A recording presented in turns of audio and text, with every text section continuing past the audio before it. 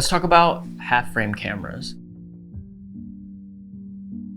So I recently went to the Rose Bowl flea market in Pasadena and I picked up this Olympus PEN-EE. It shoots half frames. So what that does is it takes a regular 35mm frame and splits it into two.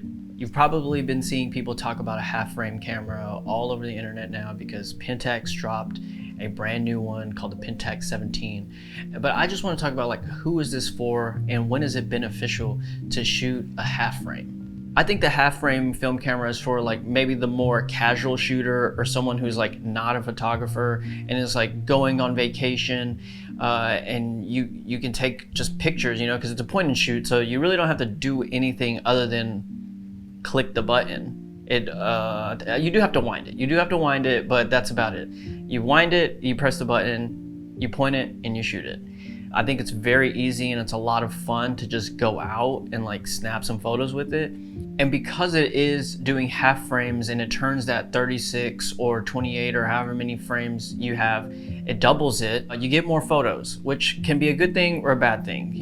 I took it out and trying to get through 72 photos was a lot of work.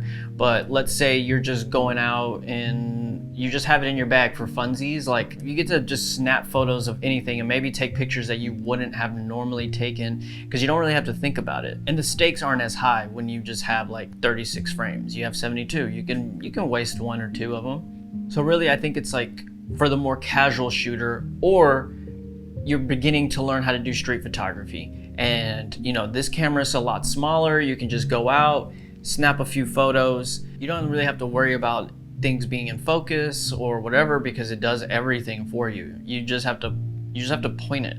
So it is nice that you essentially get double the amount of photos for the same price of one roll of film and developing. Shooting film can get pretty expensive. I think I spend at least $100 every time I go to the film shop, either because I'm dropping off film, getting developed, and buying new film. So being able to get 2 rolls of film on one roll, I think is very beneficial price-wise. So you can shoot more and not have to spend as much. One thing that I had to get used to is because it's splitting a 35mm frame vertically, shooting horizontal creates a vertical image. So you actually have to turn it vertically to get a horizontal image. And that just took some getting used to, but it's really not that big of a deal. Another sort of con is that you trade resolution for quantity, but really the resolution loss is not that much, especially if you're getting the new Pentax. That lens looks really, really sharp. What you'll be relying more heavily on is a really good scan. So I would recommend that, when you go get a scan, get the highest resolution that you can, and you honestly will probably not see a difference when you upload to Instagram and such. I think the only way you would notice a resolution change is if you are printing and you're trying to print it big. Another sort of con is you can't change the lens. So the lens that comes on there, that's what you got. On the Pentax, it's a 25mm, I looked it up. On this one, it's a 28mm. So they're both a little wide, but I think that gives you range for most scenarios to take pictures with the wider lens.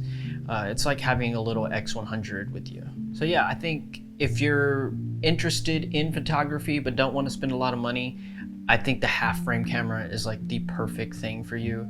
You can spend a lot less money on film and shoot a whole lot more. If you're trying out a new film stock or if you're trying out street photography for the first time, I think this is a really great camera.